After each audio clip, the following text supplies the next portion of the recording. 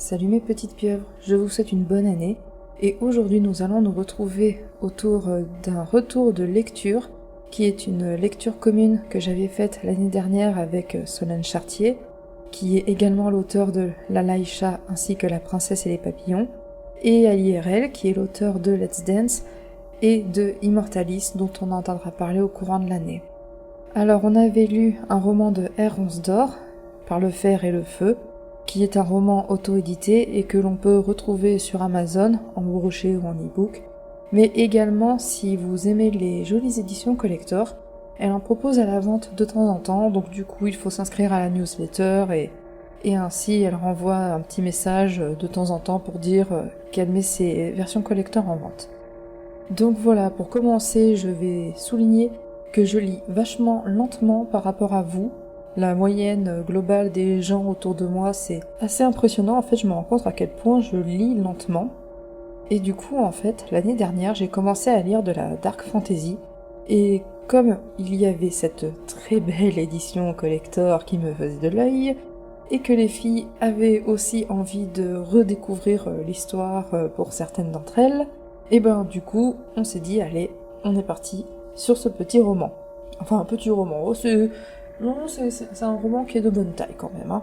Mais on n'a pas l'impression en fait qu'il est si long que ça parce que la plume de l'auteur déjà est ultra fluide et franchement ça se lit, mais comme n'a rien.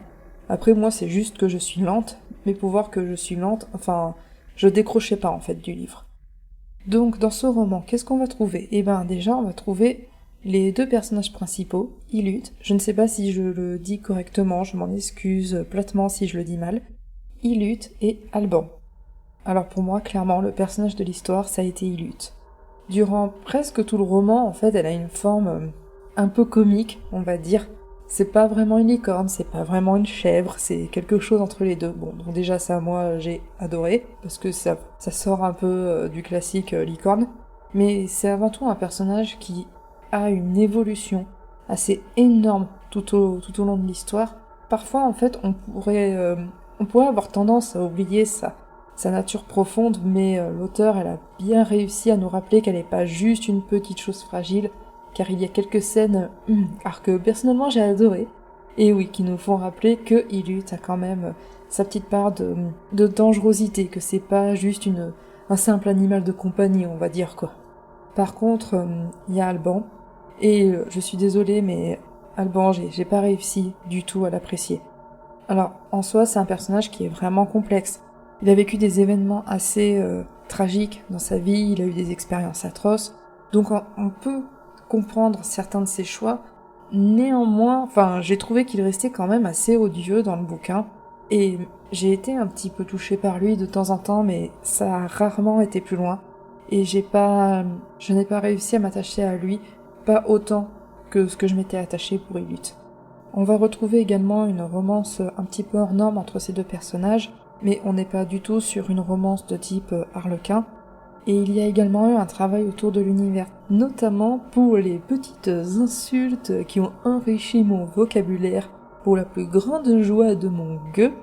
Et on retrouve également quelques scènes qui peuvent être pour certaines assez violentes. L'avertissement au début, il est vraiment pas là pour faire joli. Pour le coup, il est totalement justifié parce que dès le début du bouquin, on a des scènes qui peuvent marquer quand même, hein. Il y a 2-3 scènes, il y en a bien 3 de scènes qui m'ont quand même bien marqué quand je les ai lues. Mais après, on n'a pas que des scènes de violence, notamment, je pense, aux scènes plus oniriques, où le côté démoniaque d'Ilut a été utilisé de façon très intelligente, je trouve. Il y a vraiment des passages oniriques qui peuvent être parfois sereines, mais parfois beaucoup plus brutales. Enfin, elle laisse pas du tout indifférente, mais ça c'est quelque chose que personnellement j'ai vraiment adoré. Donc voilà, tout ça pour dire que ça a été une excellente lecture. Avec l'héroïne, je pense qu'elle a fait l'unanimité, et surtout on est aussi toutes tombées d'accord sur le fait que l'auteur avait une plume extrêmement fluide, quoi. Donc voilà, sur ce, on va maintenant passer à la lecture du début.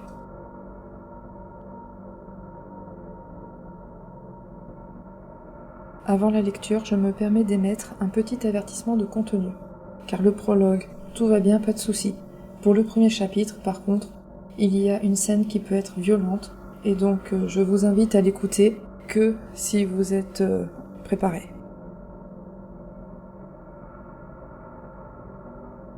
Par le fer et le feu, écrit par R. Onsdor, lu par Elina Watt. Si tes pas s'égarent trop loin dans le ciel, tu trouveras d'abord les limbes emplies d'âme, entourant notre monde comme un somptueux manteau. Tu croiseras ensuite les succubes mâles et femelles, sensuels et caressants. Au troisième cercle, te heurteras aux incubes mâles et femelles, gourmands et brutaux.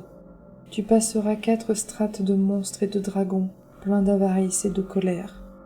Puis viendront Samaël et ses anges androgynes, qui se jouent des mortels avec ruse et malice.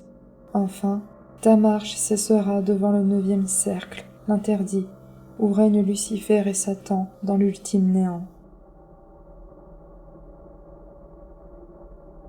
Prologue. Lilith, Ilut. Regarde, quoi donc, je n'y vois rien, ce satané nuage me cache la vue. Là, le gosse, juste là, regarde ce magnifique défi qui t'est offert sur un plateau. Oh non, je croyais que c'était au tour d'Abraël, ça c'est de sa trempe. Mais pour une pauvre petite démone mineure telle que moi, arrête de minauder, Ilut. À chaque fois, tu hables, tu nous casses les oreilles avec tes vantardises. C'est à ton tour. Regarde cet enfant, aux prises avec sa colère et son fer rouge. Il essaie de nous échapper. Regarde-le, il est à croquer. Prendre des hommes qui aiment les femmes, c'est facile. C'est donné. Asmodée a eu son père sans grande difficulté. Mais si tu réussis à avoir celui-là, ton nom sera aussi célèbre que le nôtre. Voilà enfin un mâle à ta hauteur. Oui, enfin, façon de parler. Ce gamin doit avoir 15 ans tout au plus. C'est le jeu, justement. Plus tard, petite sœur, plus tard. Il faut que sa haine mûrisse, que sa peur s'incruste en lui, profondément, comme une tare dévorante. S'il te plaît, j'ai autre chose à faire que de séduire des misogynes encore en culotte courte. Chacune son tour, ma petite. Mais assez. Respecte le jeu, Ilut. C'est un ordre. Bien, Lilith, ce sera fait. Encore quelques années et ce sera à toi. Encore quelques années et l'histoire pourra commencer. Chapitre 1. Quelques jours plus tôt. Sous la voûte céleste alourdie de nuages, une ferme se blottissait dans un pré. Un petit berger faisait paître ses chèvres aux alentours. Plus loin, suant dans un champ, des hommes et des bœufs sarclaient la terre dure, plongés dans les odeurs de l'été. Les herbes bruissaient sous le vent léger, caressant la peau hâlée des humains au travail. Et soudain retentirent des cris, brisant les murmures de la campagne. Ils s'échappèrent de la ferme, fusèrent le long des champs, bondirent au-dessus des haies et des murets jusqu'à venir frapper les oreilles des travailleurs, puis celles du berger.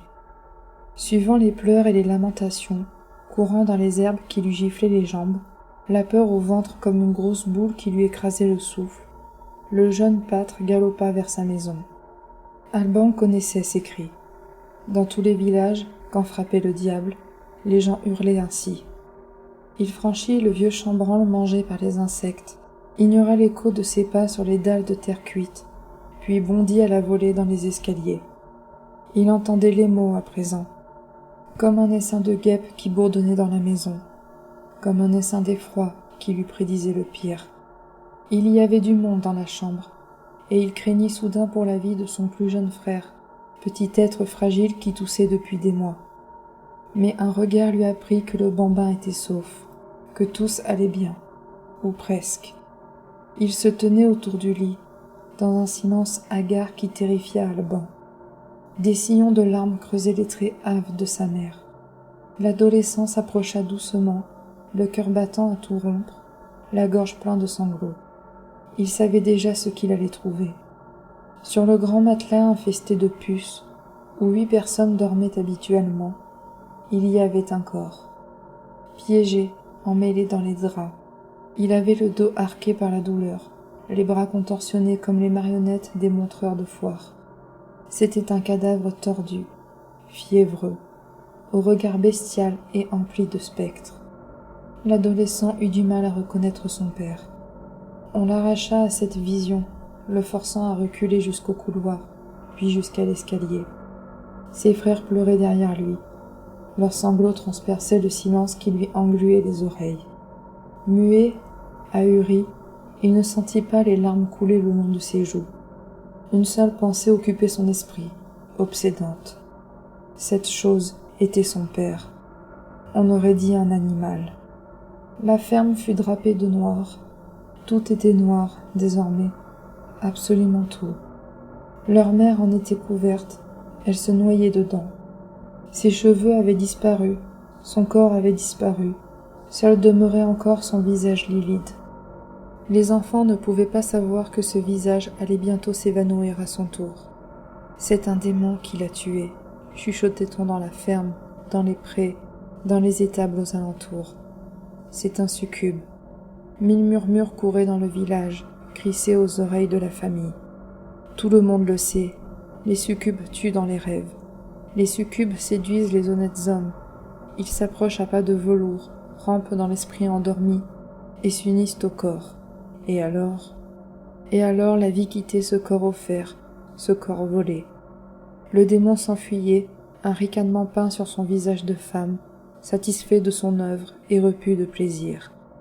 Alban connaissait ces histoires, tous les enfants les avaient entendues. Des hommes qui mouraient dans leur sommeil, dans la région, ça se trouvait sous le pas d'un cheval. Les vieillardes disaient que les succubes appréciaient le goût des mâles d'ici. Et très vite, les enfants comprirent que le malin, en leur envoyant sa créature, n'avait pas uniquement tué leur père.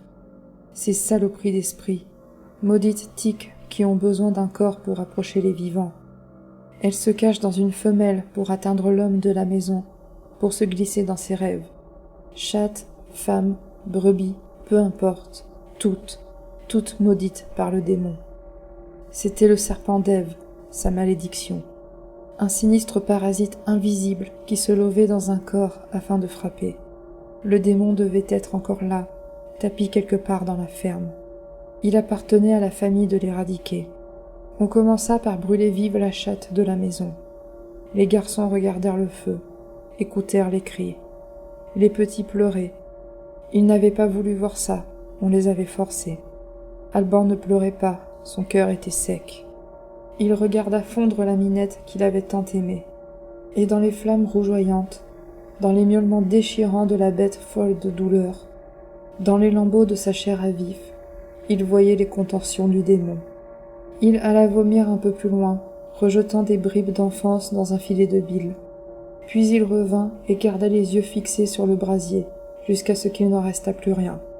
Le lendemain, on tua toutes les chèvres et toutes les brebis. Le garçon dut prendre part au massacre. L'estomac retourné, il s'essuyait les mains sur ses chausses entre chaque animal égorgé, étalant le sang qui imbibait déjà le tissu. Il y avait du sang partout, il n'en avait jamais vu autant.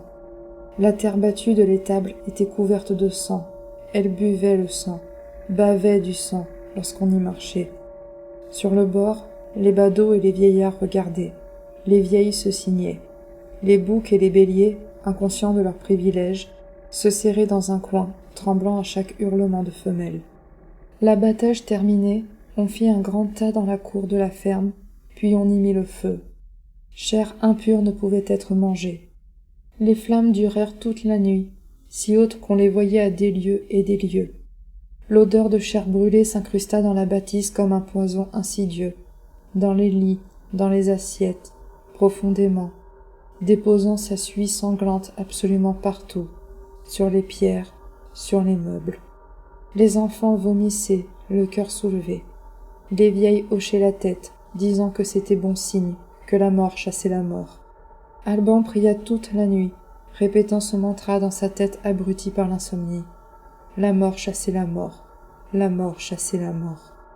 Les enfants crurent que la malédiction s'arrêterait là. L'adolescent crut que c'en était fini, que son deuil pouvait commencer.